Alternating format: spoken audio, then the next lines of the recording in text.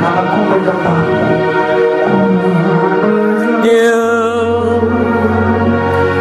Nyembahmu, ku sembahmu,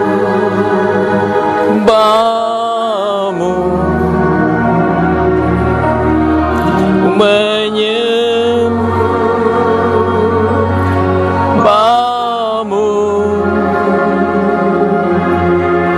ku sembahmu,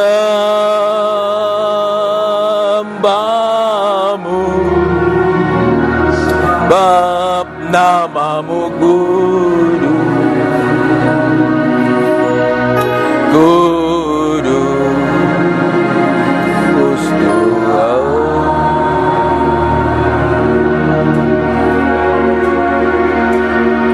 Bab namamu kudus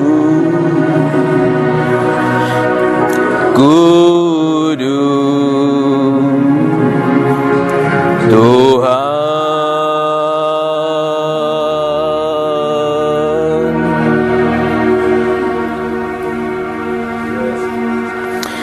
Hanya Engkau yang bisa membuat kami berbalik kepadamu.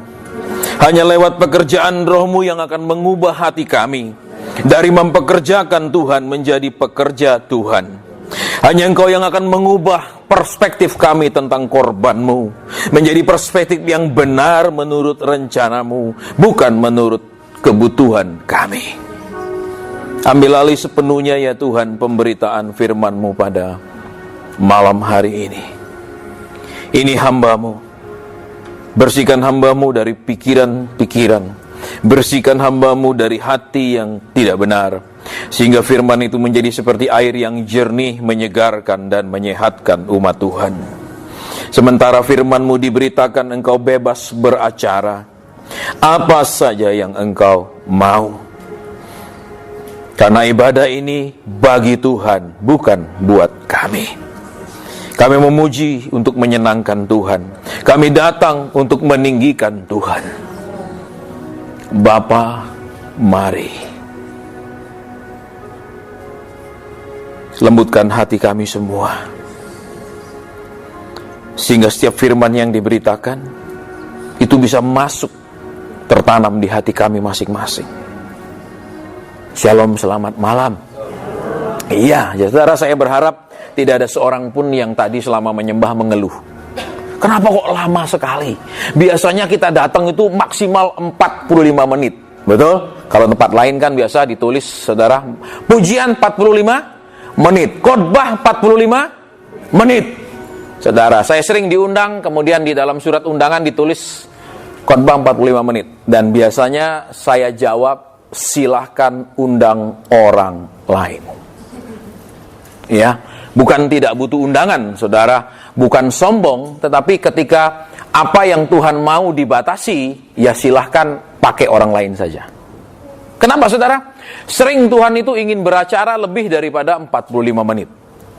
Ya, sering Tuhan ingin jama umat Tuhan, sering Tuhan ingin bekerja, menguatkan, menubuatkan, menyampaikan sesuatu kepada orang-orang tertentu.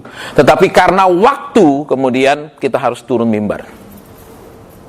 Ya, ingat saudara, ketika Tuhan memberitahu ada sebuah rumah, ya, yang kotor kemudian dibersihkan. Ya kan, sesudah rumah itu bersih, rapi, teratur, ternyata walaupun sudah bersih, rapi, teratur, setan masuk lebih banyak lagi. Itu bicara tentang kehidupan orang Kristen, saudara. Berbicara tentang rumah ibadat orang Kristen yang bersih dan terlalu rapi teratur. Akibatnya apa, saudara? Tuhan pun tidak boleh mengaturnya karena sudah diatur segala sesuatunya. Saya sudah pernah sampaikan di doa malam beberapa tahun lalu ketika saya pelayanan di Belanda, hari Minggu, saya harus khotbah di kota Den Haag sesi 1, kemudian sesi 2 saya harus khotbah di Amsterdam, gereja Indonesia terbesar di Amsterdam, gereja Utusan Kristus. Ya. Sementara saya khotbah di Den Haag, manifestasi terjadi, jemaat manifestasi, yang nganter saya kasih kode, time is up. Ya terus begini tangannya, kasih bentuk huruf T. Artinya, itu Amsterdam sudah mulai pujian. Ya, dari Den Haag ke Amsterdam itu 45 menit. Sudah tinggalkan jemaat ini. Ya, karena dia terus begini, saya katakan sama gembalanya, saya diserahkan karena saya harus pergi ke Amsterdam khotbah. Saya tinggalkan, jemaat masih manifestasi. Ya, saya khotbah di situ. Kemudian saya berangkat karena saya harus pergi ke Pegunungan Pironis, ke kota Toulouse. Ada teman saya di situ. Tentunya jadi saya harus tinggal di rumahnya untuk beberapa waktu. Saya mendarat di kota Toulouse dengan transit dulu di kota Milan, dari Amsterdam, transit Milan, kemudian terbang ke kota Toulouse. Yang terjadi, saudara, seluruh isi pesawat itu orang Asia, orang Korea dan lain-lain. Ya, hanya saya yang ditahan. Semua lewat. Saya ambil tas saya. Come. Open your bag. Wah, kok sendiri, yang lain-lain enggak, ini muka Asia semua kok. Oke. Saya buka tas saya. Di situ ada sebuah jam yang saya beli di Belanda. Dia lihat, terus dia katakan, ada suratnya, ada, saya tunjukkan suratnya di toko saya beli, ini suratnya. Dia katakan, we have to check this watch. Saya bilang, go ahead, kok ini suratnya. Saya duduk di situ, saudara, karena itu penerbangan sore, itu penerbangan terakhir, semua sudah sepi. Saya sendiri duduk di situ, tidak ada penerbangan lain lagi. 2 jam saya tunggu, dia pergi ke kota, karena airportnya jauh dari kota. Dia pergi, 2 jam kemudian dia balik. Dia katakan, we have checked this watch. And the mechanism has been changed. Sudah dirubah. This not genuine anymore. Ini bukan yang asli lagi. Kamu masuk ke negara kami bawa barang palsu. Saya bilang, bagaimana saya tahu? Bagaimana saya bisa beli jam dan saya suruh orang itu buka jamnya? Coba saudara beli jam ke toko jam. Saudara bilang, tolong buka, saya mau lihat asli nggak? Mau nggak tokonya? Mau. Nah mungkin kan, saya bilang, you can ring the shop. I have the receipt. No. You have brought in fake item into our country. Kamu bawa barang palsu ke negara kami. Dendanya 40.000 euro. 40.000 euro itu berapa ratus juta. Saya debat sama dia, saya pukul meja depan dia. No. Pokoknya kamu bawa barang palsu ke negara kami. Saya bilang, how can I know this not genuine? How can I know this fake? Saya bilang, you are European Union member. You can ring the shop. They have the telephone number here. Saya bilang, no. Dia tetap bilang, no. You have only 3 choices. Kamu cuma punya 3 pilihan. 1, we go to the police station now. Kita pergi ke kantor polisi sekarang. Karena ini masalah serius di negara kami. Kedua, you have to find a lawyer. Kamu harus pergi cari pengacara. Bingung tuh. Yang ketiga, you pay the fine right now. Sekarang kamu bayar. Baru kamu bisa keluar dari airport. Saudara bisa bayangkan? Terus saya doa, Tuhan, apa salah saya sampai ini terjadi? Tuhan bilang, kamu waktu pelayanan di Den Haag, apa yang kamu lakukan? Saya bilang, ya saya tinggalkan biar mereka dijamah Tuhan sedang manifestasi kelepasan. Saya harus pergi Tuhan karena jadwal saya khotbah di Amsterdam. Ketika aku kerja kamu tinggalkan. Tanggung resikonya. Saya harus membayar. Dan sampai hari ini itu bukti denda saya masih simpan jadi sebuah kenangan indah dalam hidup saya. Ya, dalam bahasa Perancis di situ telah nama saya, alamat, nomor paspor, segala macam jelas. Saudara, saya bayar. Baru saya boleh keluar dari airport. Dan sejak itu saya mengerti, Tuhan tidak bisa dibatasi karena aturan. Saya bukan berarti suka khotbah lama, saudara. Buat saya khotbah lama juga kalau di gereja, maaf, nggak ditambah kok persembahannya. Terus terang saya ngomong sama saudara, mereka sudah punya standar, mereka nggak akan tambah. Mau kita jungkir balik 3 jam berdiri, dia ya segitu aja persembahannya. Ngapain lama-lama sama setorannya, betul? Tapi karena tanggung jawab ketika Tuhan mau jamah orang, saya nggak boleh turun. Juga saudara, kiranya saudara juga nggak bertanya, ini kan kok lagunya nyembah, kan kita praise and worship. Kenapa cuman worship, nggak ada praise-nya? Kenapa nggak? Saudara percaya, lewat korban Kristus masalahmu selesai. Saudara percaya kok sekarang kamu anak Allah. Saudara, kenapa? Itu cuman, maaf kata, ya itu cuman slogan. Itu cuman bahasa untuk membangkitkan iman, bahasa untuk menghibur, bahasa untuk memberikan pengharapan palsu. Tanpa saudara dan saya hidup menuruti Tuhan, janji Tuhan itu cuman omong kosong dalam hidup saudara dan saya. Tapi ketika saudara dan saya diajar untuk menurut Tuhan, janji Tuhan itu bukan lagi cerita kosong, bukan lagi cerita orang lain ngalami, kita ngalami sendiri. Ya, beberapa hari ini, saudara, saya punya darah tinggi, pasti ngawur. Ya, tadi diajak makan steak sama Pak Andi. Ya, kemarin makan. Ya, 2 hari lalu di Surabaya makan steak lagi. Jadi steak terus, saudara. Sehingga tadi begitu makan steak, saya harus minum obat dulu. Karena nanti kalau enggak,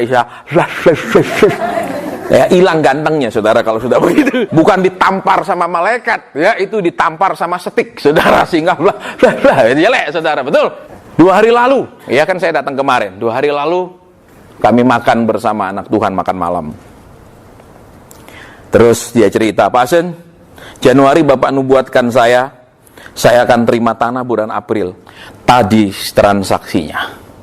Tuhan janji sama dia, April kamu akan terima sebidang tanah.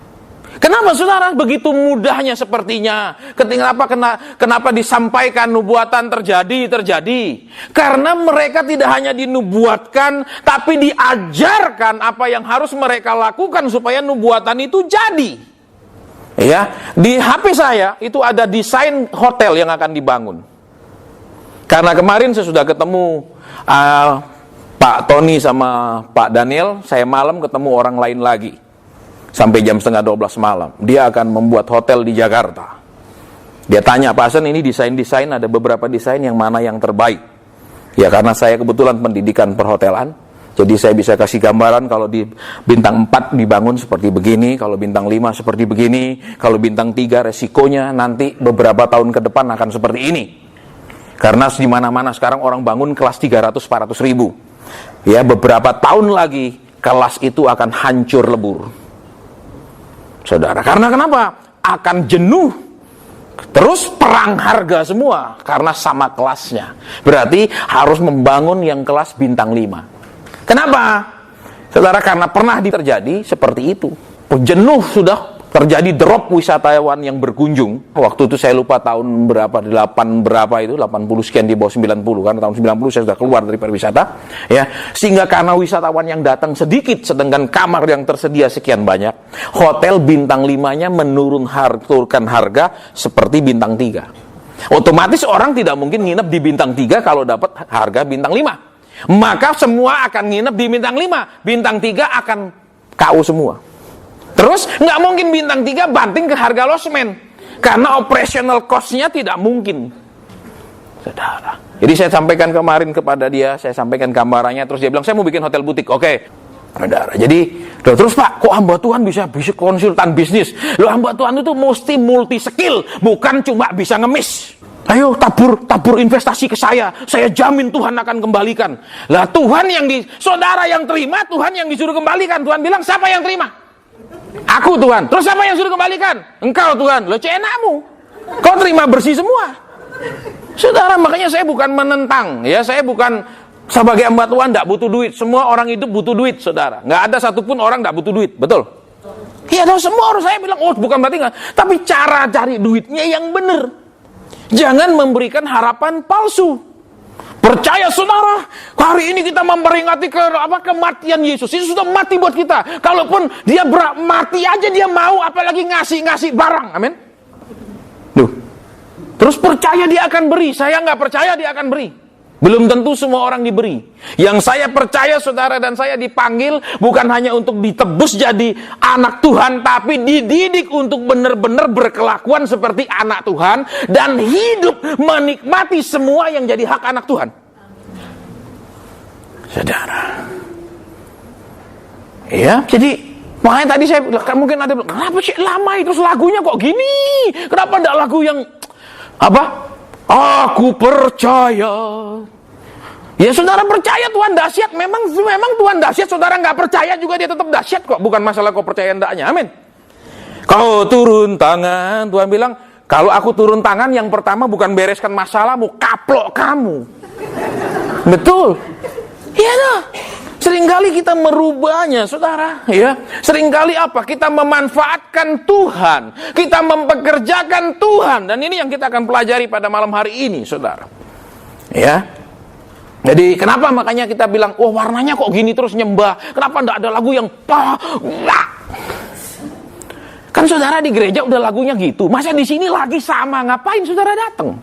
Tapi kita memberikan warna. Karena kenapa? Begitu kita masuk satu aliran, kita ada anggaran dasar, anggaran rumah tangga yang nggak boleh dilanggar. Saudara, terus akhirnya ya kita akan berpaku ke sana, mungkin Tuhan berkehendak lain. Ya, alasannya kenapa? Lah kalau persekutuan kan kita tidak bisa khotbah persembahan, Pak. Kita tidak boleh nerima perpuluhan, Pak. Enak kita jadikan gereja, kita bisa terima perpuluhan, persembahan tatangan, persembahan ucapan syukur, semua persembahan. Jadi kita harus rubah jadi gereja loh. Ya, tunggu, nggak bisa begitu.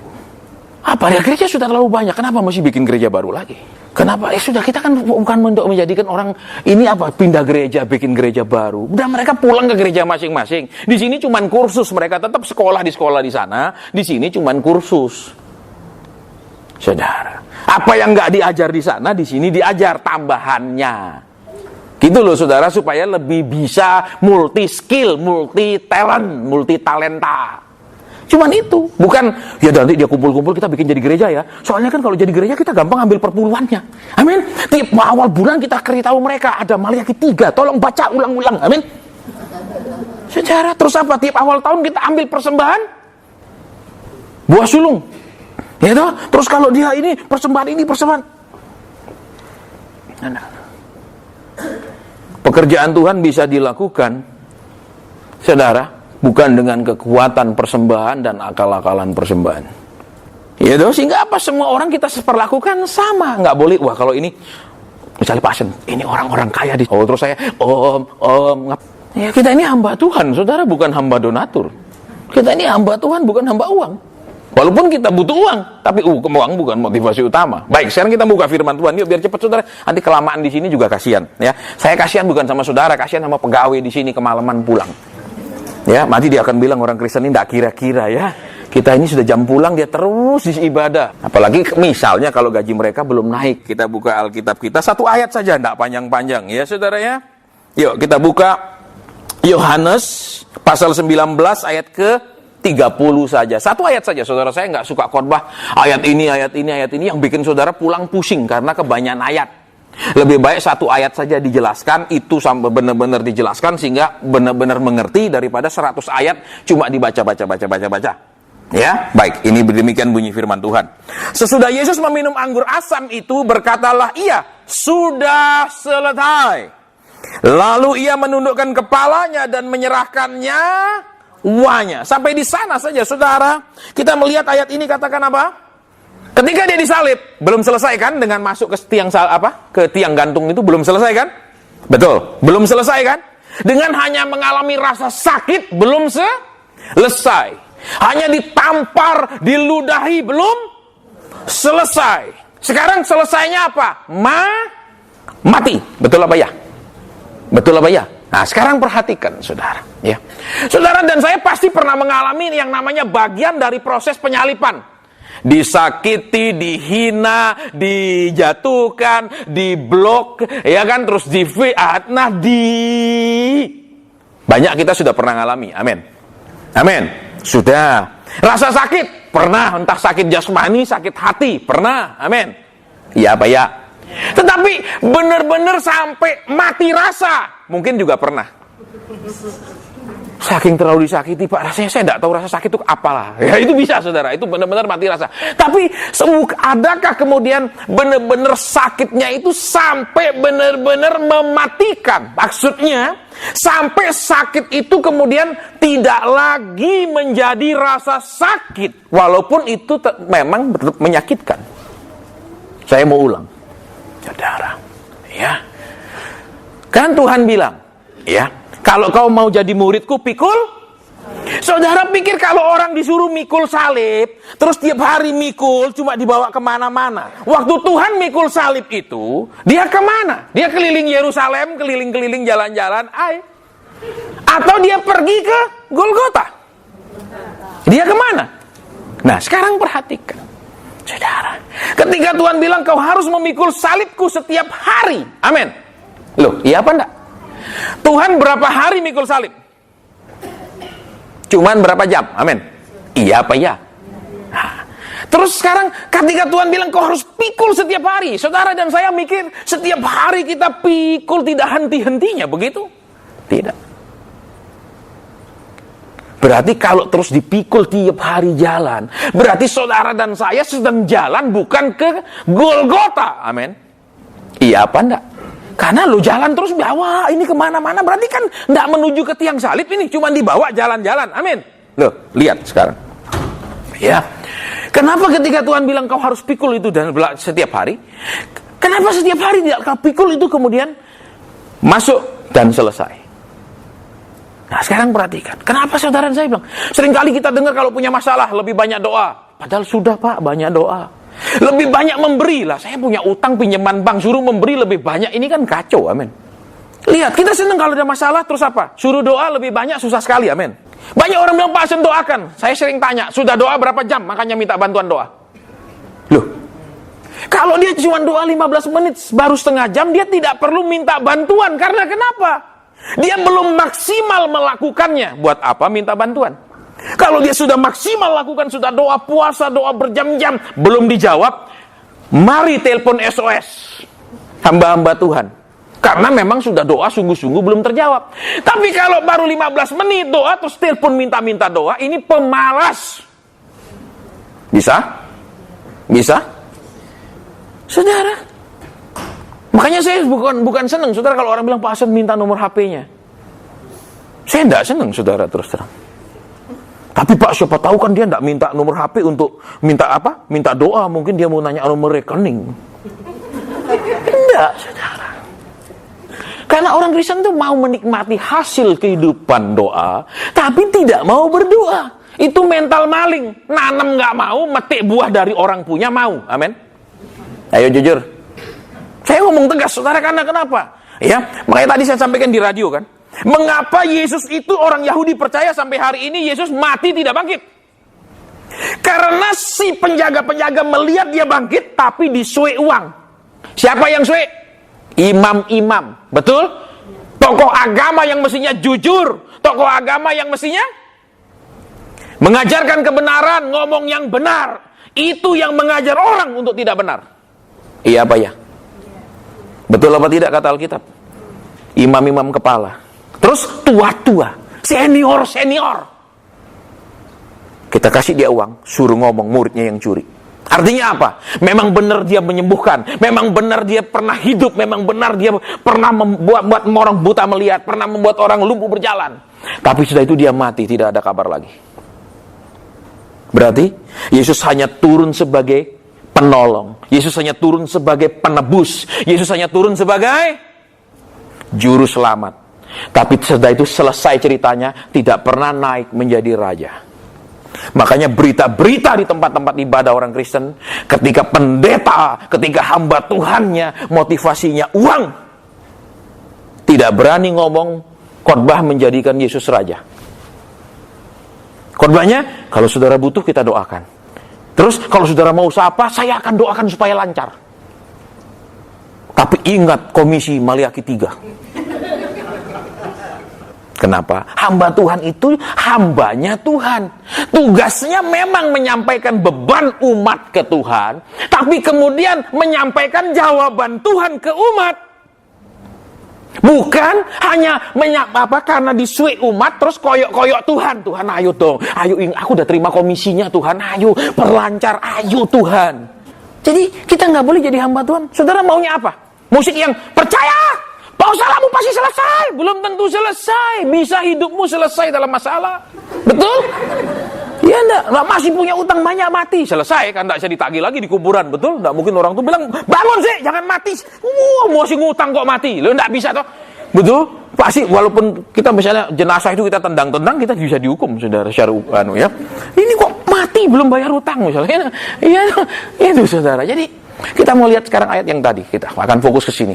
Tuhan bilang ketika dia mati, sudah sekarang apa yang sudah selesai? Tidak semuanya sudah selesai di kayu salib. Selesai apa? Menebus saudara dan saya, betul? Loh, barang ditebus dari pegadaian, itu kan bayar. Betul apa tidak? Terus sesudah ditebus bukan lagi milik pegadaian sebagai barang jaminan, tapi milik si pemilik itu kembali. Amin. Betul apa ya? Nah, saudara dan saya sudah digadaikan, kata firman Tuhan, karena kejatuhan Adam dan Hawa. Sekarang Tuhan tebus lagi. Berarti sudah milik Tuhan kembali. Amin. Nah, kalau saudara punya mobil milikmu sendiri, kau jengkel, kau cet pilok, kau semprot, kau baret-baret sendiri, ada yang marah enggak? Tapi kalau belum lunas kau baret-baret, leasing marah. Amin. Loh, kredit kok dibaret-baret. Amin. Betul, lu ini tabrakan, terus apa? Saya enggak mau lanjut ke kredit, mobilnya hancur. Lu, ini tetap bayar. Enak amin. Lu saya anak Tuhan, berani. Ya pasti berani orang itu. Ngukum betul, diurus saudara. Amin. Nanti saya laporkan ke bapak saya di surga. Ya, tetap dibikin geneng kita, betul. Ini kok aneh-aneh kok. Ya, saudara. Baik. Terus, ya, apa yang selesai? Tugasnya membeli saudara dan saya kembali, betul? Sekarang sesudah dibeli saudara dan saya anaknya Tuhan. Amin. Karena sudah miliknya Tuhan, Tuhan berkuasa mutlak atas saudara dan saya. Iya apa tidak? Tapi seringkali Tuhan tidak punya kuasa mutlak atas hidup saudara dan saya. Tuhan hanya punya kuasa mutlak atas masalah saudara dan saya. Amin. Amin. Aku percaya kau pasti turun tangan. Betul? Turun tangan kemana? Masalahku, utangku, pergumulanku. Betul? Tapi ke aku yang bandel, yang keras, yang berontak, tak tengking tanganmu. Betul? Itu kan yang terjadi dalam hidup kita, saudara. Ya, saya bertahun-tahun, saudara, mendengar khotbah yang sama. Tadi saya saksikan kan, saya dari kecil itu pergi gereja 6 kali 1 minggu. Kurang apa? Saya yakin tidak ada satu orang di sini yang 6 kali 1 minggu pergi gereja. Saya, saudara, dari saya dibaptis kelas 2 SMP, saya 6 kali pergi gereja 1 minggu. Kurang apa lagi? Kurang apa? Kadang saya tidur di gereja, besok baru pulang. Kurang apa lagi ayo? Nah, itu tidak membuat kemudian karena saya melayani Tuhan, kemudian Tuhan bisa meneguhkan rencananya dengan saya. Dia bilang, oke, karena kamu nurut, ya sudah, memang aku rencanakan kamu jadi pendeta. Sekarang tak jadikan kamu pengusaha dah. Enggak kan? Amin. Enggak kan? Tapi sering kita punya konsep, kalau aku sudah taat, maka kau akan mentaatiku. Amin. Betul. Saya sering mengumpamakan begini. Kalau saudara punya seorang karyawan, pegawai, ikut saudara sudah 35 tahun, setia, baik, jujur. Nggak mungkin saudara bilang sama pegawai saudara, betul? Pak, Bapak udah begitu setia sama saya. Sekarang udahlah, Bapak jadi pemilik, saya yang kerja sama Bapak, ini perusahaan ambil semua. Begitu? Tidak akan pernah. Amin. Iya apa tidak? Tapi sering kita kalau sudah ikut Tuhan, kita merasa kalau sudah taat, dia pasti cari doa, dia jawab. Dia pasti jawab loh. Nggak begitu konsepnya, saudara. Tetap saudara dan saya nurut Tuhan. Pada saat saudara dan saya menurut, Tuhan juga cengli mempekerjakan orang, dikasih upah. Maka saudara akan terima hidup yang layak, hidup yang diberkati, hidup bukan hanya dicukupi. Dia memelihara. Terus karena saudara dan saya berguna buat dia menjaga kita. Coba saudara, pegawai yang rajin, kalau dia sakit, saudara keberatan nggak kasih uang dokter? Tapi kalau yang kadang masuknya selalu banyakan izin, jaga istrinya sakit, jaga anaknya sakit, dikit-dikit macam-macam alasan. Kalau dia sakit, keluar duit nggak mau. Balik, kamu alasan lah. Betul. Tapi kalau dia sangat rajin, saudara akan bilang, pergi dokter sana, kalau nggak pergi rumah sakit, periksa bener-bener. Karena dia berguna buat kita, amin. Loh, banyak orang Kristen, Tuhan berkati saya, Tuhan bilang, ada gunanya nggak sih? Banyak tidak ada gunanya. Saudara. Tapi orang nggak berguna minta upah, amin. Berarti itu mental preman, betul? Nggak kerja datang minta uang ke toko, loh. Minta. Oh, ini preman, betul? Betul apa ya? Betul apa ya? Nah, orang Kristen banyak gitu, disuruh nggak bisa, kalau minta ngimani maksa, amin. Aku percaya kau akan lakukan. Loh, Tuhan bilang, kau percaya aku akan lakukan? Aku percaya Tuhan. Tuhan bilang, aku nggak mau lakukan loh. Kenapa? Kan timbal balik hubungan kita antara Tuhan dengan hamba, amin. Hambanya benar, Tuhannya akan memperhatikannya. Iya kan? Tapi kalau hambanya tidak benar, minta-minta terus, kira-kira Tuhannya kasih terus?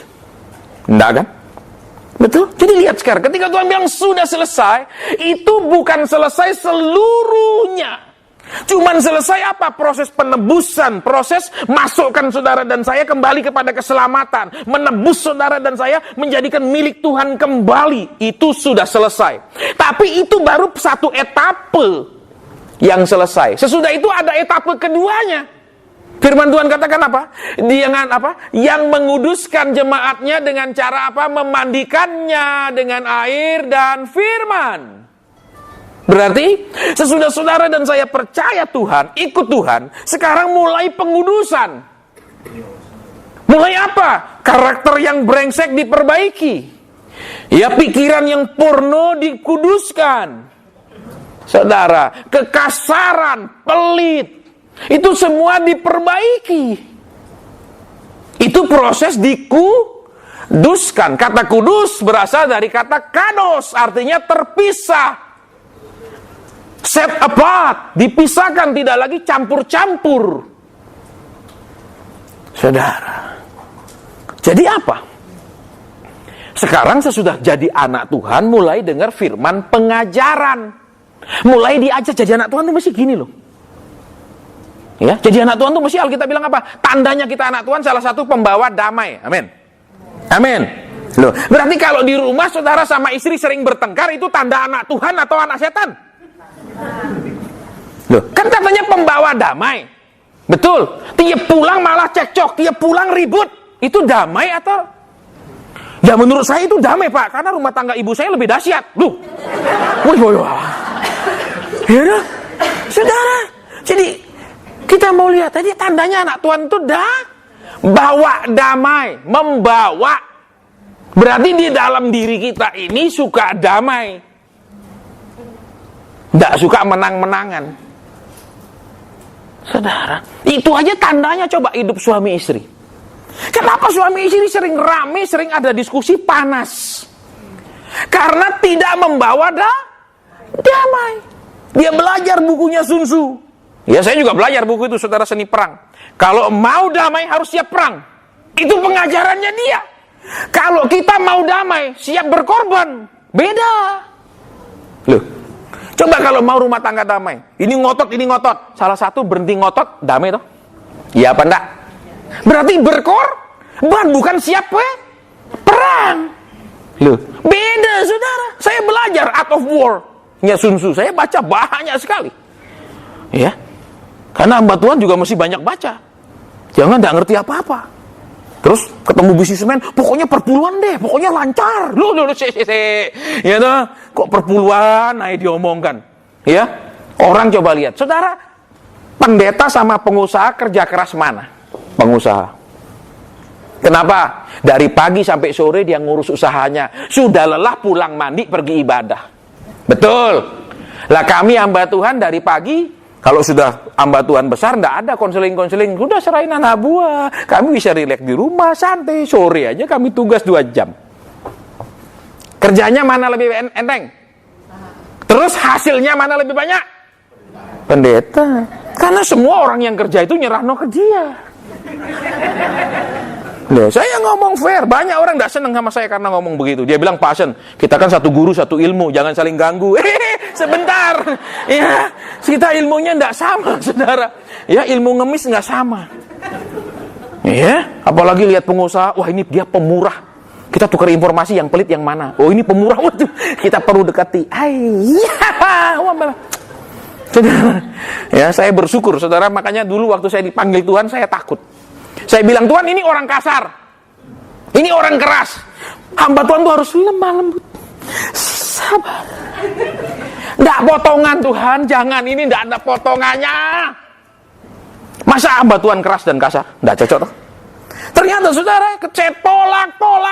Karena saya merasa juga salah satunya saya tidak cocok. Kalau gambaran hamba Tuhan mesti lemah lembut, sabar. Masa ada yang keras-keras? Sesudah saya masuk pelayanan, ternyata juga hamba Tuhan keras diperlukan. Supaya kenapa? Tidak kompromi. Karena kalau lembut, iya dan tidak apa-apa. Lah terus orang bangkrut, tidak apa-apa. Iya enggak? Tapi kan Pak, dia kan senang kalau kita bilang, iya saya dukung, saya doakan. Senang kok. Betul apa enggak? Ternyata dibutuhkan yang keras Kalau Tuhan bilang nggak bisa dirubah. Seneng nggak seneng urusan saudara sama Tuhan. Ya, yang 2 hari lalu saya ketemu saudara. Dalam 1 tahun, ya Tuhan berkati dia luar biasa. Tapi begitu dia sudah pegang uang segitu besar, dari dulu yang dia taat, apa kata Tuhan? Ketika saya bilang, Tuhan bilang begini, saya nurut, begitu dia sudah pegang besar, dia mulai tawar. Kemarin waktu kami ngomong-ngomong sambil makan, Tuhan bilang, yang di ruang tamu dia tidak lakukan. Padahal Tuhan suruh apa? Ganti TV ruang tamumu, bukan antar TV ke aku. Dia tidak lakukan. Saya bilang maaf ya. Tuhan bilang engkau tidak lakukan yang Tuhan suruh bulan lalu. Iya Pak Hasan, saya tidak lakukan. Harga TV berapa sih? Betul? 50 in berapa sih? Yang termahal kan 300 juta sekarang TV super high definition itu. Itu paling mahal sudah. Sedangkan dia sudah pegang uang dalam dulunya dia tidak punya apa-apa saudara. 2 tahun lalu they were nothing. Mereka cuma bisa beli rumah 1 petak kecil. That's all. Tapi Tuhan beritahu, stop cari rumah kecil, cari rumah besar, kata Tuhan. Dia bilang, pasen uang saya cuma sekian. Tuhan bilang, no. Tuhan bilang, rumahmu besar, stop keliling rumah perumahan murah-murah, cari rumah besar. Dia bilang, dari mana uangnya pasen? Saya bilang, kalau Tuhan bilang cari rumah besar, dari Tuhan. Dan Tuhan genapi saudara. Tiba-tiba ada investor bangun sebuah komplek perumahan. Perumahannya belum jadi, cuma tanah kosong, cuma ada brosur. Brosurnya doang, saudara, gambar rumah, gambar draft rumah, belum ada rumahnya satu pun, contohnya pun tidak ada. Dia disuruh jual. Habis kontrak, dia beli sebuah rumah besar. Ketika masuk rumah itu, dia bilang, Pak Hasan yang khotbah. Padahal mertuanya pendeta, gembala. Karena waktu Pak Hasan bilang sama saya, cari rumah besar, saya pulang cerita sama mertua saya. Mertua saya, nggak mungkin. Itu pendeta kok bikin kamu seneng. Jadi, waktu peresmian rumah saya yang khotbah. Tapi saya kagum sama pendeta ini. Dia maju ke depan salami saya dan dia katakan, saya minta maaf. Saya minta maaf karena waktu mendengar saya tertawa. Kalau Tuhan yang ngomong pasti terjadi. Kalau hamba Tuhan dari hatinya sendiri ngomong untuk bikin saudara seneng, belum tentu terjadi.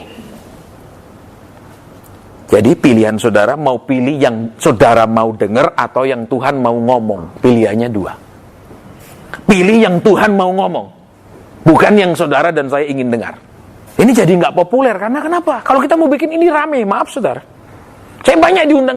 Tapi ada kadang dipesannya gini, pasien, khotbah jangan lama-lama, pendek-pendek aja terus Bapak nubuatin mereka. Saya bilang, saya tidak diutus menjadi dukun Kristen ke umat Tuhan. Saya diutus menjadi pengajar firman. Saya tidak pernah belanja ke toko orang yang saya kenal. Karena dia tahu saya hamba Tuhan paling, sudahlah Pak Hasan, sudah. Nah, apa? Kan enak toh Pak, hikmat toh, dikasih murah, bahkan kadang gratis. Waduh, saudara, kalau saudara dan saya mentalnya gratis, Tuhan bilang, kamu dapat gratis, amin. Loh, kalau aku suruh kamu gratis juga dong, amin. Loh, akhirnya siapa yang rugi? Kita rugi. Saya tidak senang, maaf ya ini kasih murah lah, ini untuk pelayanan. Waduh, saudara, seakan-akan Tuhan itu miskin sekali loh, tolong dibantu, sedekah, amin. Amin. Halo. Baik, jadi sekarang perhatikan. Dia bilang sudah selesai. Kalau diartikan seluruhnya sudah selesai, berarti masalah saudara hari ini dia tidak perlu tolong karena sudah selesai pekerjaannya. Tidak seperti itu kan? Berarti selesai saudara diambil, dibeli, saya dibeli. Sekarang dikuduskan, diterima pengajaran bagaimana hidup seperti mau Tuhan. Tadi saya sampaikan. Ya. Saudara tidak langgar tanda dilarang masuk. Saudara cari jalan yang tidak ada larangannya, saudara lewat. Bukan berarti saudara pasti sampai di tujuan yang saudara tuju. Betul? Betul apa ya? Saudara cuma hidup benar, tidak lakukan dosa, belum tentu sampai di tujuan. Kenapa? Karena Tuhan tetapkan saudara dan saya di tugas masing-masing, di level berkat masing-masing. Yang Jangan hanya berpikir, kau dengar pengajaran cuma tidak boleh ini, tidak boleh itu, dilarang ini, dilarang itu. Kalau itu Taurat. Tapi saudara dan saya disuruh berjalan apa? Seperti yang Tuhan mau hari demi hari, langkah demi langkah. Supaya kenapa? Tuhan siapkan, yang dia siapkan nggak bisa dipindah-pindah. Saudara jalan sana, Tuhan ikutin. Malaikat, dia jalan sana, tunggu dia di sebelah sana. Tapi penyediaan Tuhan itu ada di jalannya Tuhan. Saudara jalan, saudara temukan. Jangan suruh, saya mau jalan sini Tuhan, pindahkan semua Tuhan. Dinas transportasi sorga tolong utus, pindahkan semua, karena saya tidak mau lewat yang sana. Iya. Terus apa lagi? Firman Tuhan kan bilang, orang tua yang menyediakan harta untuk anak. Betul. Dan ada ayatnya di Perjanjian Baru. Tapi selama ini yang terjadi di tempat ibadah, saudara yang membiayai orang tua rohani. Nih uang, nih persembahan, nih perpuluhan. Saudara yang membiayai mereka. Betul. Betul. Terus mereka tidak pernah memberi petunjuk kepadamu supaya usahamu lebih diberkati. Mereka tidak bisa memberikan petunjuk spesifik kepadamu apa yang kau harus lakukan sehingga masalahmu ketemu solusinya. Itu kan yang terjadi. Betul. Betul. Padahal kami orang hamba-hamba Tuhan ini yang dianggap sebagai orang tua rohani lah yang menyediakan buat saudara. Akan dapat pernyataan, saudara masih bisnis ini, masih kerja ini, masih lakukan ini. Supaya saudara berhasil. Bukan, ayo kirim-kirim ke kami terus. Itu kebalikan dari yang dibilang firman. Saudara. Jadi, tinggal dipilih kan. Mau dengar yang enak, tapi tidak ada enaknya kemudian. Cuma enak waktu didengar, tapi tidak enak terus. Atau tidak enak waktu didengar. Tapi kemudian kita merubahnya, kita terima dengan ikhlas, rela, sehingga itu menjadi enak. Dan kemudian perjalanan hidup kita menjadi enak. Pilihannya nggak ada tengah-tengah. Nggak ada arah. Pilihannya tidak ada tengah-tengah. Jadi, kami hamba Tuhan ini, Alkitab bilang apa? Kami ini pengajar. Jadi yang kami bisa sampaikan kepada saudara, misalnya saya punya masalah gini, oke Tuhan bilang begini. Itu yang kami bisa. Tapi jangan suruh kami, Pak, Bapak yang doakan. Terus, saya mau ke luar negeri jalan-jalan. Bapak doakan. Nanti kalau pulang saya terjawab, beres Pak, saya tidak lupa. Loh, tidak bisa, saudara. Berarti kami ini sudah menjadi maklar. Maklar pergumulan. Amin? Datang ke Tuhan, Tuhan, tolong dia, tolong dia. Tuhan bilang, kenapa aku harus tolong dia? Karena kalau engkau tolong dia, dia janji sama saya, dia tidak akan lupa Tuhan. Loh, berarti kau tidak percaya aku memberkatimu, memeliharamu? Habis Tuhan tidak kelihatan, amin. Lah ini kelihatan dia kaya, amin. Kelihatan dia suka memberi, amin. Saudara, kenapa makanya Injil itu diberitakan hanya Yesus penolongmu, Yesus akan memeliharamu, Yesus akan menuruti maumu. Tapi tidak diberitakan Yesus itu raja kita yang harus kita taati. Perkataannya harus dituruti, perintahnya harus dikerjakan. Kenapa tidak sampai ke level itu? Karena karena duit.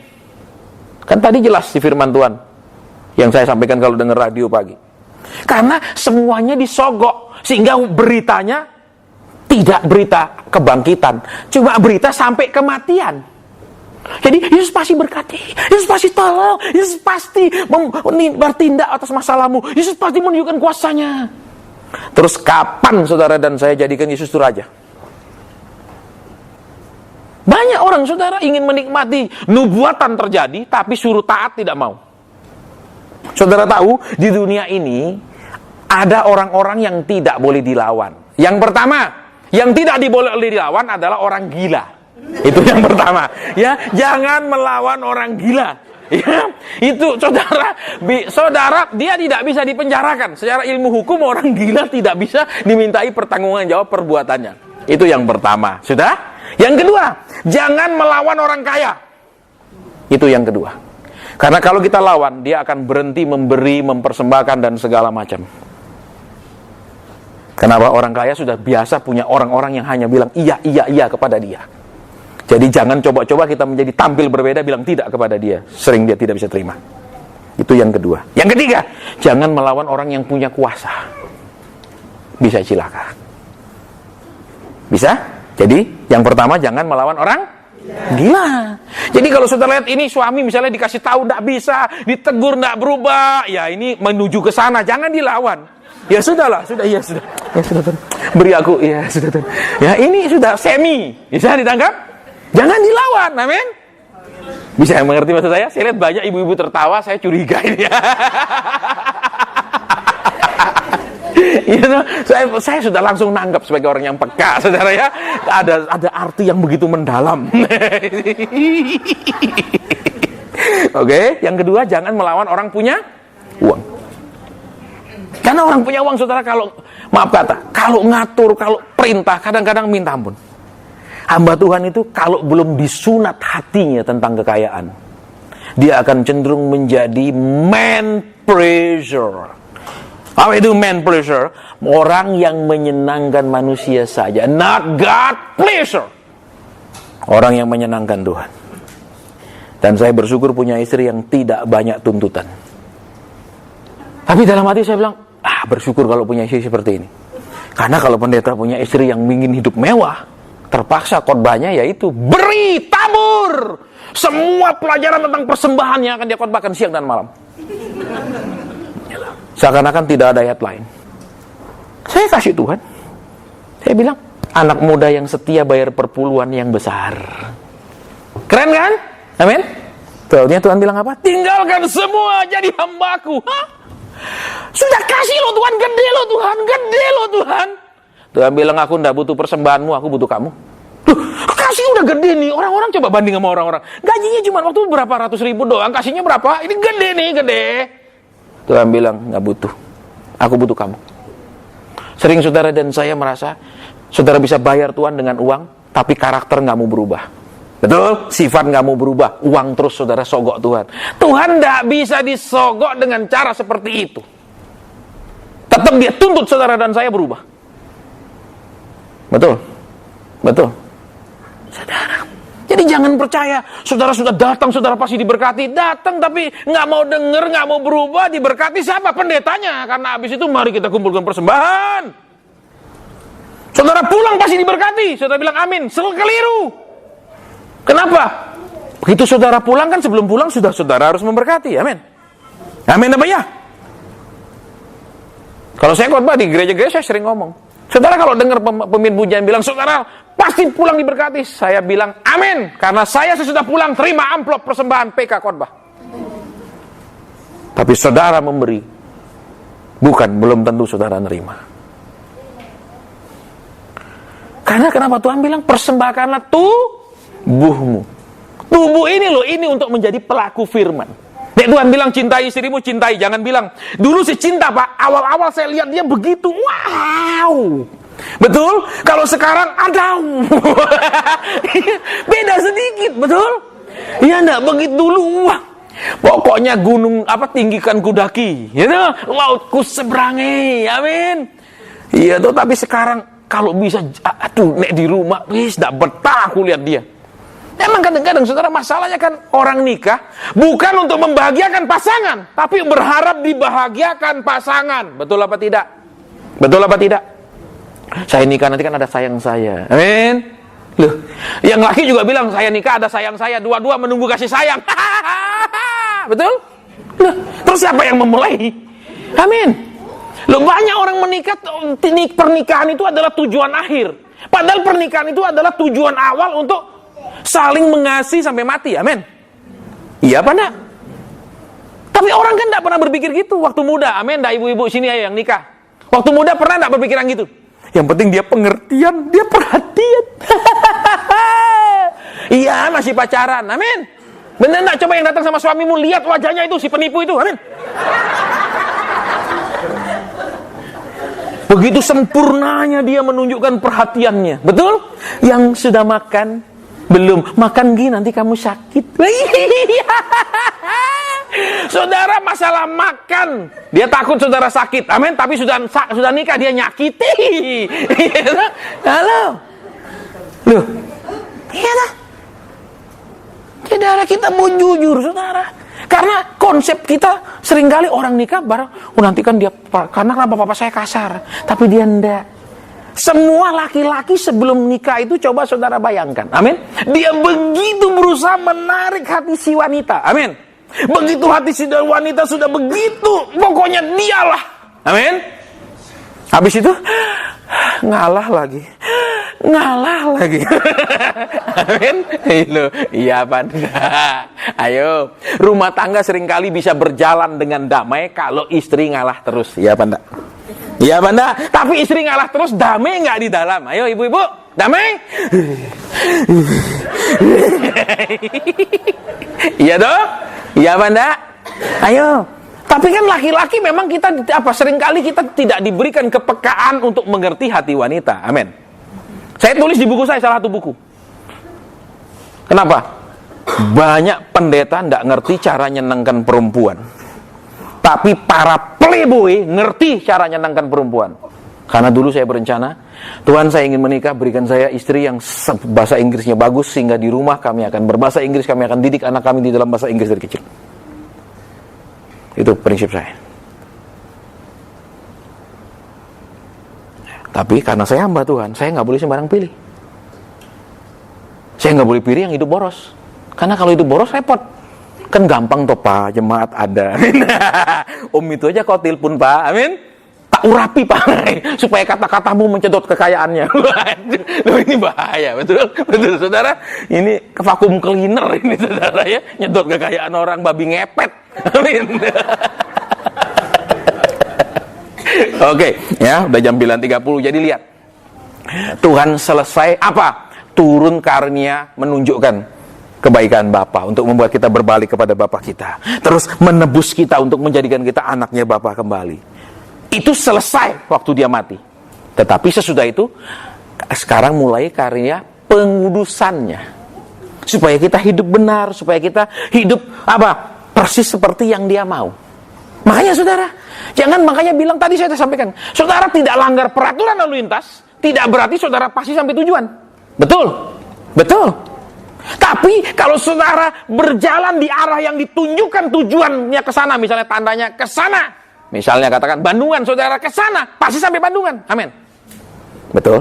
Jadi hidup saudara tidak hanya menjauhi apa yang Tuhan tidak senang, tidak lakukan dosa, tapi berjalan ke arah yang Tuhan tunjukkan untuk sampai tujuan. Alkitab bilang, rancanganku damai sejahtera masa depan yang penuh.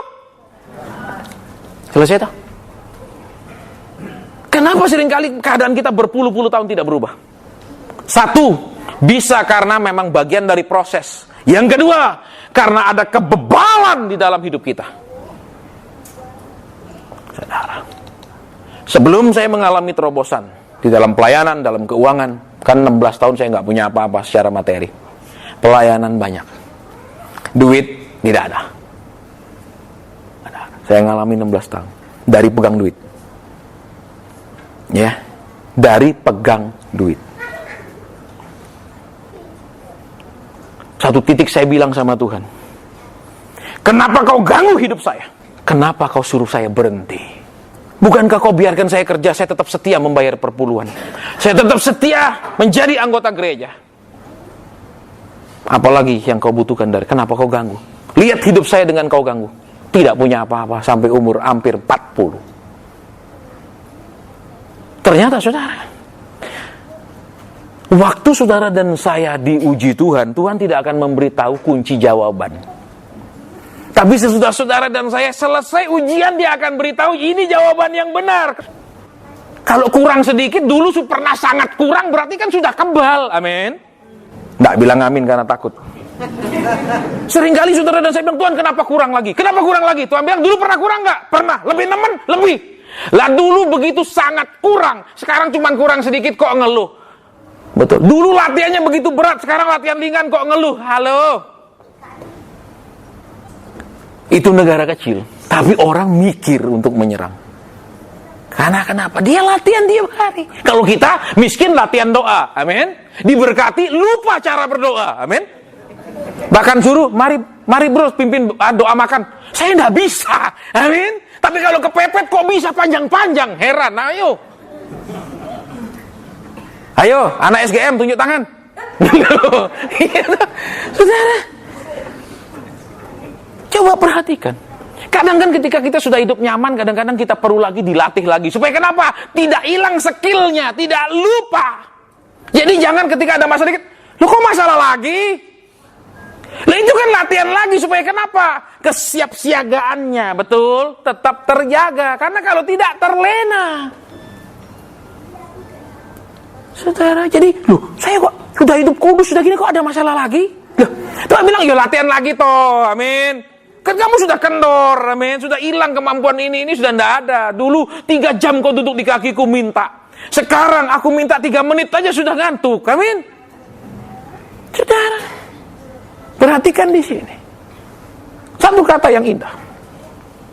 Ketika Tuhan bilang sudah selesai, it just the beginning of a new era. Itu cuman baru satu permulaan masa saudara dan saya masuk dalam proses dididik Tuhan. Makanya firmannya harus pengajaran, bukan firman janji, bukan firman berkat. Supaya kita ini, saya ini kurangnya di mana, salahnya di mana, kelirunya di mana. Sehingga diperbaiki. Sesudah saudara dan saya disiapkan, Tuhan anggap siap. Orang yang sudah disiapkan mesti akan diberikan kepercayaan. Amin. Amin. Ketika Tuhan menyiapkan Yusuf, lihat. Cara mempersiapkannya gimana? Dijual jadi budak belian. Betul? Budak tidak pernah terima gaji seumur hidup, hanya terima makan, minum, pakaian. Tidak ada hak lain. Tapi dia bekerja dengan sungguh-sungguh. Betul? Betul. Kita seringkali doa berapa lama tidak dapat jawaban, sudah nggak lagi sungguh-sungguh. Amin. Kita merasa tidak ada upahnya, tidak ada berkatnya turun, sudah begini-begitu. Dia tetap mengerjakannya dengan sangat baik, sehingga Potifar mempercayai dia. Kalau dia uring-uringan, saya nggak digaji, uangnya sudah diambil orang yang jual saya, ngapain kerja sungguh-sungguh? Betul? Lihat. Orang yang bertanggung jawab. Saudara, banyak ibu rumah tangga kalau suaminya lagi makmur, bertanggung jawab ngurus keluarga. Tapi kalau suaminya sudah goyang-goyang, mulai ngomel-ngomel kalau ngurus keluarga. Saudara. Terus perhatikan. Ketika dia di penjara, dia tidak teriak klarifikasi, saya mau bikin klarifikasi. Itu tidak benar, itu fitnah. No. Dia tidak pernah lakukan. Dia diam. Betul. Dia tidak brutal, teriak, stres. Dia tetap jaga hubungan dengan Tuhan. Sehingga begitu Firaun dapat mimpi, dia tidak perlu doa puasa dulu untuk mengartikannya. Amin. Dia tidak perlu bilang, sebentar Firaun, saya belum ready. Saya harus doa puasa. Amin. Kita seringkali hubungannya kalau lagi butuh naik, lagi nggak butuh turun. Amin. Lagi butuh kebutuhan banyak naik, gitu. Turun banyak, ya ikut juga turun. Amin. Ya enggak, berkat turun banyak, turun juga rohaninya. Amin. Terus mulai kejedok, paling enak telepon pendeta yang peka. Amin. Tolong Pak, apa jawaban Tuhan? Ayo Bapak doa sekarang, saya tunggu. Makanya kalau saudara sampai dapat pernyataan Tuhan, bersyukur. Tidak selalu Tuhan tuh setiap detik mau ngomong. Ya, baik. Jadi sekarang ingat, Paskah Tuhan bilang selesai. Berarti ada tugas barunya Tuhan untuk menguduskan. Tugas barunya Tuhan mendewasakan. Untuk melatih saudara dan saya jadi pelaku firman. Ingat, orang yang melakukan yang Tuhan mau adalah pekerjanya Tuhan. Orang yang bekerja Tuhan bilang berhak mendapat upah. Betul. Kalau saudara dan saya lakukan kehendak Tuhan, tidak perlu doa minta berkat. Tidak perlu doa Tuhan kirim-kirim. Saudara dan saya jadi pelaku, otomatis Tuhan gaji, bayar. Saudara, saya khotbah sangat keras. Banyak gereja takut kalau sebut asen jangan diundang, nanti jemaatmu bubar. Jangan diundang, jemaatmu nanti luka. Banyak. Saya lakukan yang Tuhan mau, tetap Tuhan jamin saya. Mereka nggak mau terima kerjaan saya tambah ringan. Betul? Kerjaan tambah ringan, yang penting berkat nggak tambah ringan. Kan selesai. Karena alasannya apa? Jemaat harus dielus-elus, harus dimanjakan. Harus kita kabar berita, kabar baik, bukan teguran, nasihat. Jangan, Pak. Gereja sekarang banyak, kalau kita tegur keras, dia pindah, Pak. Kita kompromi dalam mendidik. Kita lebih senang kita yang disenangkan daripada Tuhan yang disenangkan. Hasilnya kita disenangkan, Tuhan dikorbankan. Sudah lihat bukti toh. Dengan kita setia Tuhan pelihara. Dengan kita lakukan Tuhan punya mau. Walaupun banyak orang tidak terima, banyak orang tidak mau menghubungi kembali, tidak mau undang. No problem. Tuhan suruh saya khotbah begini, mungkin ada yang nggak bisa terima, ada yang terluka, silakan. Tuhan bilang aku yang melukai, aku yang membebat. Betul. Kalau ada kanker tidak cepat dipotong, dioperasi, itu kanker menyebar, mati. Amin. Jadi sebelum menyebar dipotong bumbung kecil, dilukai kan cara motongnya. Amin. Loh, biar pakai laser luka nggak? Luka. Tapi abis itu nggak njalar, betul? Lebih baik dia dilukai oleh firman, bukan kita kasari dia, tapi firman menegur dia.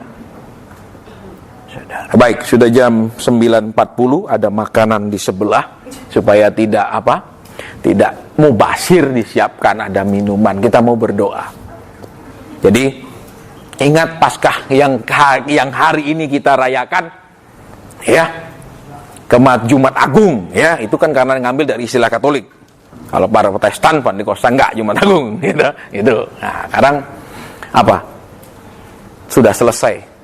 Era cerita tentang kesembuhan, cerita tentang keselamatan, cerita tentang mujizat pertolongan sudah selesai. Sekarang masuk cerita tentang pengudusan, cerita tentang kebenaran, cerita tentang kehendak Tuhan dalam hidup setiap orang. Jangan terus-menerus yang sudah selesai. Makanya Rasul Paulus bilang, jangan lagi meletakkan dasar-dasar pertobatan, dari perbuatan yang sia-sia. Sekarang kita menuju pada perkembangannya yang sempurna. Harus terus berkembang. Jangan tiap bulan, tiap tahun korbannya Yesus sudah mati buat kita. Mati. Terus-terusan ulang mati melulu. Saya sudah tahu dari saya TK. Dari saya sekolah minggu saya tahu. Amin. Nggak usah ke gereja kalau ngomong gitu terus. Amin. Tuh. Saya orang keras, saudara. Di gereja saya pun, kalau pendeta saya ada pemberkatan nikah, saya langsung keluar. Bukan karena saya iri sama yang nikah dan saya terlambat nikah, bukan. Bukan.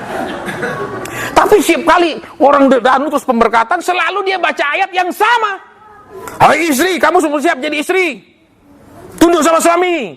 Ya waktu mau pesta pernikahan pasti bilang siap. Iya, iya. Amin. Tapi prakteknya waktu nikah iya terus enggak? Ayo, kaku, ibu-ibu. Iya terus? Sering? Enggak. Amin. Ya apa enggak? Akan mengasihi dia dalam suka dan duka. Amin. Iya, kadang dia suka, aku yang duka. Betul? Iya tuh. Iya enggak? Saudara, kan begitu. Pokoknya saya tahu, pokoknya setiap kali pemberkatan nikah ayat sama. Saya sudah tahu, itu lagi saya keluar. Saya ngobrol sama anak muda, kaum muda di luar ya. Sudah selesai pemberkatan, pengantin keluar, baru kita masuk lagi. Terus setiap kali pemberkatan nikah juga ayatnya sama terus. Maka Yesus memangku anak-anak, murid-muridnya marah. Itu aja ayatnya. Saya tiap kali itu juga saya keluar. Memangnya nggak ada ayat lain tentang anak-anak di Alkitab, cuman itu tentang anak-anak. Memangnya nggak ada ayat lain tentang pernikahan, cuman itu tentang pernikahan. Betul, betul. Saudara, makanya saya tiap kali, kadang kalau khotbah, Pak, ini khotbahnya Paskah, Pak, kebangkitan misalnya, atau khotbah kematian, Bapak, khotbah tentang, aduh ini kita yang puter-puter gitu terus ya. Saudara seneng nggak dengar cerita nonton film 5 kali berulang-ulang? Seneng? Seneng? Saya punya, saudara, seluruh filmnya Bruce Lee saya punya. Enter the Dragon, ya Fist of Fury, semua saya punya. Tapi saya nggak nonton itu terus-menerus. Kadang saya simpan memang. Berapa tahun kemudian kadang saya kepingin nonton lagi. Ya, yang saya paling senang waktu dia tarung sama Chuck Norris itu loh. Itu kan dia tarungnya di Kolosium Roma. Ya, jadi waktu ke Roma saya sengaja ke Kolosium. Oh, di sini tempatnya dulu syuting film itu. Itu saudara, makanya orang Semarang, saya lihat sekarang Semarang ini mulai berani makan yang mahal. Betul, banyak restoran mahal-mahal mulai. Dulu tahun-tahun 2004-2005 saya masuk Semarang, saudara, makannya cuma ayam supar, ya, terus bubur Sukabumi. Pokoknya yang ngemper-ngemper zaman itu, saudara. Walaupun orang Semarang itu maaf kata secara ekonomi kaya sekali, tapi mereka punya roh anak sulung semua. Saudara tahu? Waktu bapak itu membagi harta ke si sulung dan bungsu, yang terjadi apa? Si bungsu menghabiskannya, si sulung menyimpannya dan tidak pernah memakainya sama sekali. Betul? Betul? Sehingga waktu si sulung bungsu pulang, si sulung bilang, "Bapak enggak pernah ngasih aku satu anak kambing pun enggak pernah. Padahal setengah warisan sudah dikasih." Betul? Kan bagi 2 tuh warisan. Dia berarti juga sudah dapat toh semua. Dia enggak berani pakai, masih berharap dikasih lagi untuk pakai. Betul? Jadi jangan kalau saudara jadi orang tua bilang sama anak, memang si papa ada uang simpenan, tapi nanti ya kalau ada proyek, ada baru kita beli ya. Itu rohnya anak sulung. Halo? Halo? Pak, ada, pakai. Betul? Loh, Bapak ngajar hidup boros? Bukan. Ngajar hidup pakai yang perlu, yang butuh. Simpan sisanya. Amin. Loh, jangan tidak usah pakai walaupun butuh. Simpan semuanya. Nanti waktu di Singapura habiskan di rumah sakit. Amin. Saudara, betul, saya berharap nanti kalau saya sering, karena saya sering keluar, saya berharap ketemu orang Semarang. Ya, mungkin nanti di Finlandia, Islandia, ya, saya berharap di Norway saya ketemu orang Semarang. Betul? Jangan, loh tapi Pak, gunung sini juga ada, Bandungan. Amin. Bayangkan saja itu seperti Mount Titlis di Swiss. Amin. Terus Mount Jungfraujoch. Betul? Kalau kepingin saljunya kasih kap. Nek punya duit, nikmati. Halo, masih sehat, pergilah menikmati indahnya Tuhan ciptakan dunia ini. Jangan cuman bolak-balik sini Bandungan. Halo, nek makan ngemper terus. Tadi kan saya diajak makan steak. Ya, ngobrol-ngobrol. Nih loh, kalau steak di kota Sydney yang paling enak Hurricane. Ini loh ukuran steaknya, saya bilang nih fotonya waktu kami makan. Ada anak yang sekolah di Sydney tahu Hurricane yang paling terkenal. Pergilah jadikan segala bangsa muridku. Jadi go internasional. Maaf, bukan Nina. Saya bersyukur kalau sekarang nih Semarang banyak tempat-tempat makan enak, betul? Nah, saya tadi di apa? Kita makan di Tavern, ya kan? Lumayan, ada Black Canyon, lumayan. Dulu saya tahu tiap buka itu sebentar rame, habis itu tutup. Sudah nyicipi sekali, sudah cukup seumur hidup. Ayo, nah yang penting sudah pernah. Sama ini rasanya steak sama empal. Itu lidah yang perlu didoakan. Amin. Nanti kita akan doakan lidah saudara supaya go internasional lidahnya. Amin. Jangan lidah katrok terus. Tahun-tahun pertama saya masuk kota ini seperti itu. Sekarang sudah banyak tempat-tempat yang mahal dan mereka tetap buka. Saya bersyukur. Dulu buka sebentar tutup. Pertama rame nyicipi tok, habis itu wadah bikin di rumah. Bikin di rumah, kayak tegai. Oleh kamu segala restoran diberkati. Lah ini tidak pernah berani memberkati. Amin. Makanannya di rumah terus. Alasannya masakan istriku enak. Maksudnya enak buat kantongku, tidak keluar banyak. Jadi ibu-ibu mulai kalau tahu suami punya duit berhenti suruh pembantu masak. Bilang, "Pak, kita makan di Singapura aja, Pak." Ya, berangkat pagi pulang sore. Loh, bisa kalau mau saya tunjukkan tempat-tempat yang enak. Tuhan bilang kan go internasional. Amin. Kayak saya rencana saudara, karena waktu beberapa tahun lalu saya kan nggak bisa ke Islandia, ya, gunung berapi di situ lagi meletus sehingga semua penerbangan di cancel, termasuk penerbangan saya. Jadi saya nggak bisa. Saya kepingin pergi ke Norway, Finland, saudara, karena itu ya negara Eropa yang belum saya pergi. Kalau daerah timur barat sudah semua, ya, hanya daerah Skandinavia, Eropa Utara yang belum. Ya, supaya saya ketemu di sini gitu loh. Ketemu sini gimana? Tak kei habis itu kei lebih banyak aku Tuhan. Ya, baik. Jadi kita mau berdoa yuk, sudah jam ya, supaya karyawannya juga pulang tidak terlambat. Kita jadi Kristen jangan tega. Amin, kasihan juga ya. Bapak sudah selesai. Mungkin ada pesanmu di tengah-tengah kami. Kalau ada hamba sampaikan, kalau tidak ada selesai. Amin. Saudara, ini keluhan umum, tapi Tuhan mau jamah pada malam hari ini. Punggung. Ini umum sebenarnya orang sakit punggung, saudara. Saya pun kadang kalau terlalu perjalanan jauh, ya, penerbangan 12 jam, atau wah sakit, saudara, punggung itu. Tapi Tuhan mau sembuhkan orang itu pada malam hari ini buat keluhan punggungnya. Tolong kalau ada berdiri di tempat, kita mau berdoa buat punggung yang sangat sering mengganggu hidupmu.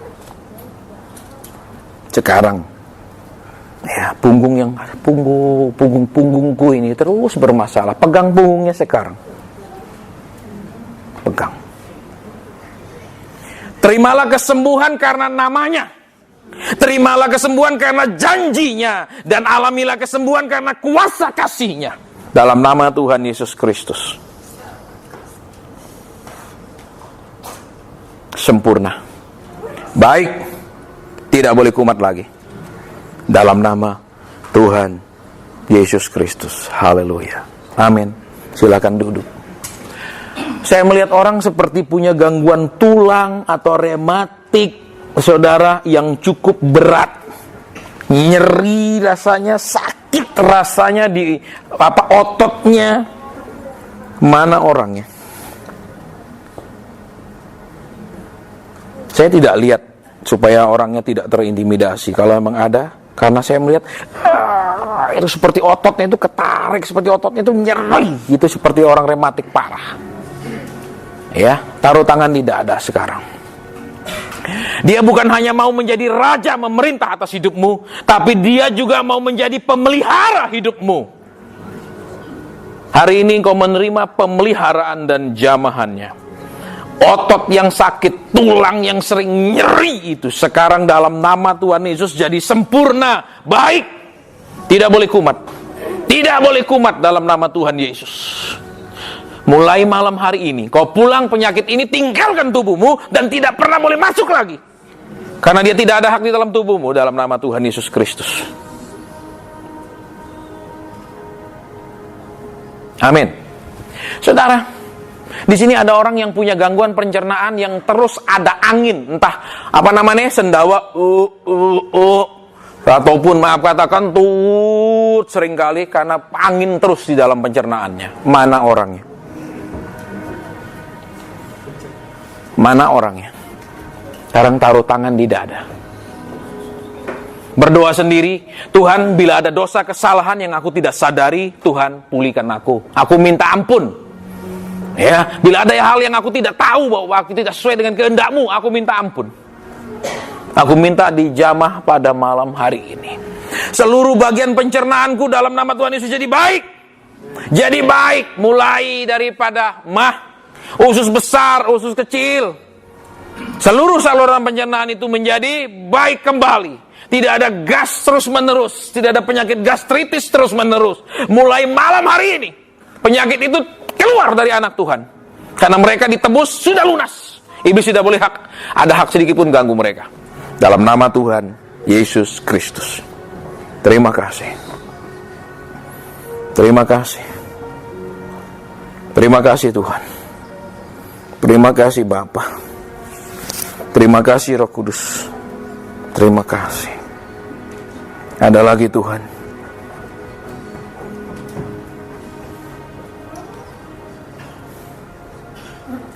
Amin. Saudara,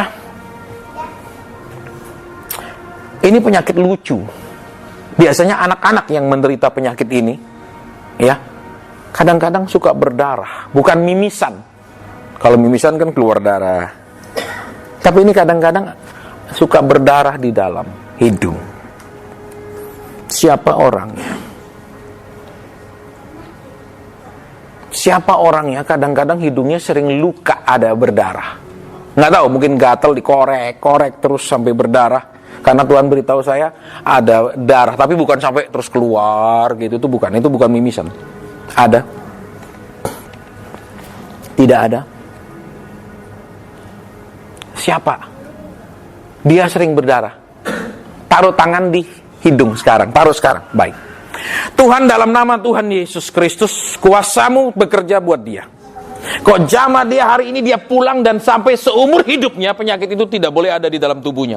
Seumur hidupnya hidungnya akan menjadi hidung yang sehat, sempurna. Tidak boleh ada lagi darah sedikit pun. Dalam nama Tuhan Yesus Kristus, mulai sekarang dia pulang, dan dia mengalami kuasa Tuhan. Orang tuanya melihat bahwa Tuhan mau menyembuhkan anaknya. Terpujilah nama Tuhan yang dahsyat. Terima kasih. Terima kasih Roh Kudus. Terima kasih Bapa. Terima kasih Allahku. Terima kasih Tuhanku. Terima kasih. Terima kasih. Ada lagi Tuhan. Karena korban-Mu kami menjadi milik-Mu, dan Engkau menjadi milik kami. Terima kasih. Ada lagi Tuhan. Ada lagi Tuhan.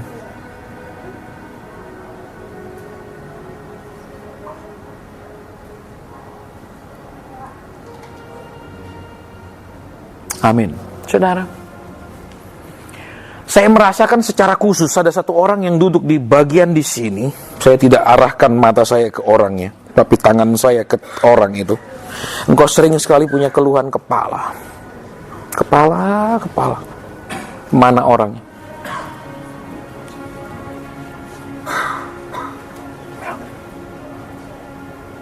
Saudara mungkin tanya, Saya mau tanya Pak, pernah cerita sama saya? Belum. Kenapa tadi tangan saya mengarah ke situ? Karena Tuhan bilang, anakku yang duduk sebelah situ punya masalah kepala. Saudara ditebus oleh Tuhan bukan hanya untuk jadi anak Tuhan, tapi benar-benar bisa bergaul sama Tuhan. Kitab Filipi katakan, dia sudah membuka jalan masuk kepada Bapa.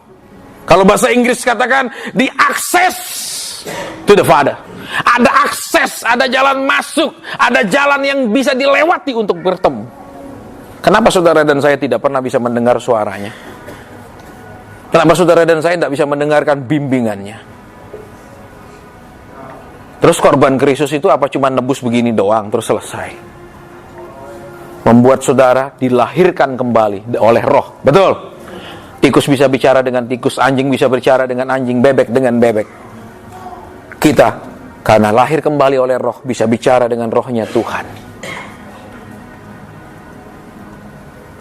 Pegang kepala yang sering bermasalah itu sekarang. Ketika dia hadir, dia bukan hanya mengajar, tapi dia menyembuhkan, kata firman Tuhan. Dia bukan hanya bisa menegur, tetapi dia juga bisa menyembuhkan. Terima kesembuhan buat penyakit dan keluhan di kepalamu mulai malam hari ini. Dalam nama Tuhan Yesus Kristus. Sempurna, baik, dalam nama Tuhan Yesus Kristus. Kau pulang, penyakit itu tidak mengikuti kau pulang, tapi dia pergi darimu. Mulai sekarang, dalam nama Tuhan Yesus Kristus. Amin. Silakan duduk. Sudah selesai Tuhan. Sudah selesai Bapa. Sudah selesai. Terima kasih. Terima kasih. Terima kasih. Ada lagi Bapa.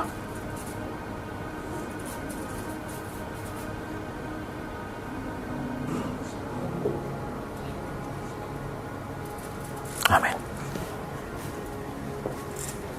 Saya mau berdoa buat orang yang selalu harus menjual barang-barang yang dia punya untuk bisa melanjutkan hidup ini.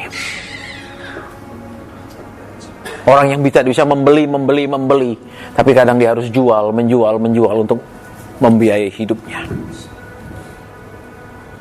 Mana anak Tuhan yang saat ini masih mengalami kondisi? Kadang-kadang kau harus jual, bukan jual beli loh, bukan toko gitu, bukan, kalau itu sih normal. Tapi kadang-kadang ada harus yang dia miliki dia harus jual. Yang dia miliki dia harus jual untuk menyambung hidup. Mana orangnya? Satu orang, mana orangnya lagi? Saya sedang menghadap kemari. Tuhan sedang berurusan dengan engkau. Taruh tanganmu di dada sekarang. Firman Tuhan mengatakan kami tidak menjual, bahkan kami tidak meminjam, tapi meminjamkan. Kiranya firman itu terjadi dalam hidupmu mulai hari ini dalam nama Tuhan Yesus. Bila ada kutuk, bila ada hal-hal yang tersembunyi yang menjadi penghalang, dalam nama Tuhan Yesus hari ini dipatahkan. Karena kuasa nama di atas segala nama itu. Aku hentikan apa yang terjadi dalam hidupmu dalam nama Tuhan Yesus. Mulai hari ini tidak ada jual. Mulai hari ini dihentikan itu proses pemiskinan. Tapi yang terjadi mulai hari ini adalah proses kelimpahan. Dalam nama Tuhan Yesus Kristus. Kumateraikan itu ya Tuhan. Supaya iblis tidak bisa gagalkan, tidak bisa halangi, tidak bisa curi dari mereka. Itu sudah termaterai dan harus terjadi. Dalam nama Tuhan Yesus Kristus. Terima kasih Tuhan. Terima kasih Bapa. Terima kasih. Mungkin yang terakhir ya Tuhan, karena malam semakin larut.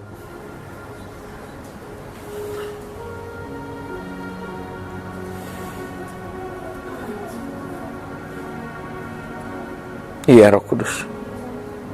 Iya Roh Kudus. Terima kasih. Ada lagi Tuhan.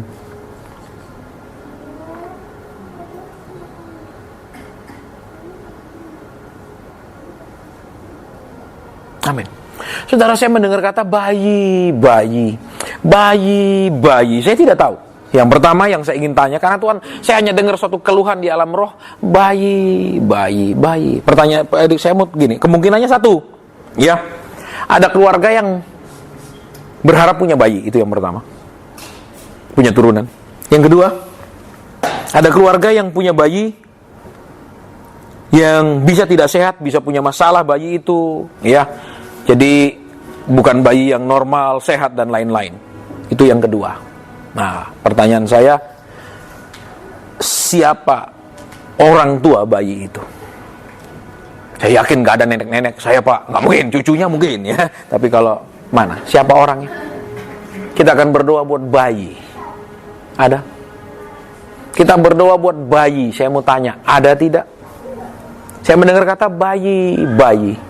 Tidak ada? Tidak ada. Saudara, saya ulang. Habis ini, saudara break. Ya, ada makanan, minuman di sebelah. Saya tidak mau orang itu datang ke saya dan bilang, saya orangnya. Ketika saya selesai mimbar, urapan saya selesai.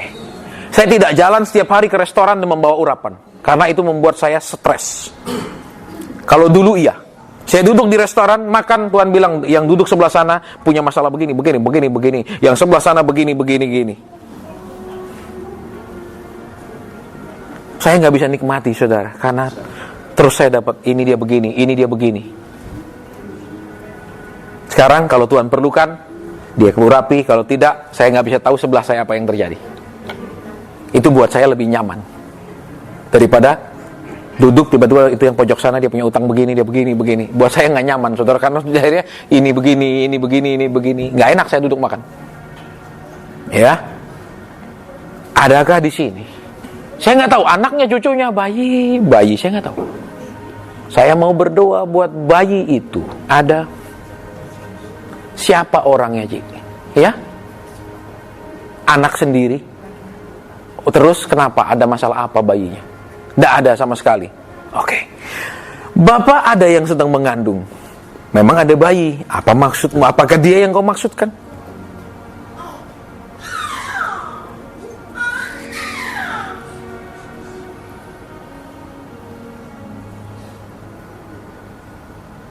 Amin. Tuhan bilang, minta. Saya tidak ngerti.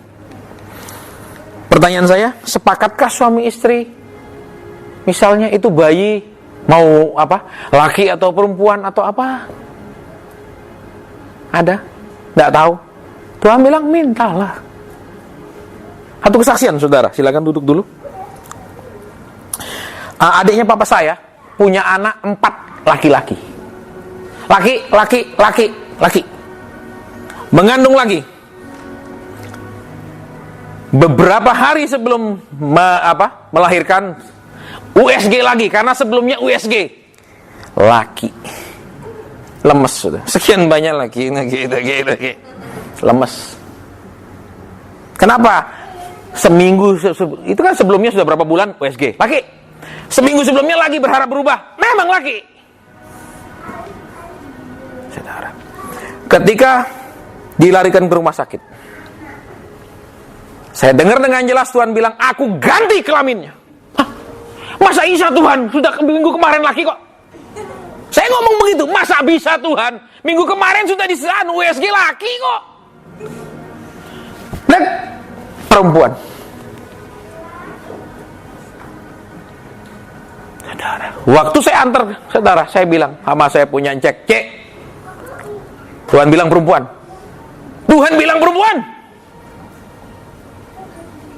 Keluar seorang wanita. Cek saya bilang, kamu yang kasih nama. Kamu yang kasih nama dia. Saya kasih nama Airin.